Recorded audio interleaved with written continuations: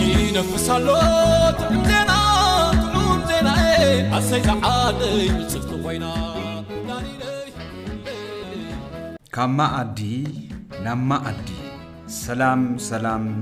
لكل حزب تግራይ سلام حبركم حبر لمعت تግራይ أبشمون تكتمات زركبا 56 أبيات تمرتي أستا 34 شح ህፃናት ደቅ ህዝብ ትግራይ ኩባያ ተስፋ መደብ ምግብና ተማሃሮ ማት ጀሚራ ማዕድ ቁርሲ ክረክቡ በመግባር ካብ ማዕድ ትምርቲ ንከይተርፉ ዘይተሐለለ ጻዕርታት ትገብር አላ ማሕበርኩም እዚ ስትራቴጂክ መደብ በዘላቅነት ንክቅጽልን ንካሎት ደቅ ህዝብ ትግራይ ተበጻሕን ክኸውንን ደገፍኩም ወሳናይ በመሆን በጊዜ የለን መንፈስ ናብዞም ዝስዕቡ አካውንት ክትሕግዙ ንላቦ የቀኔና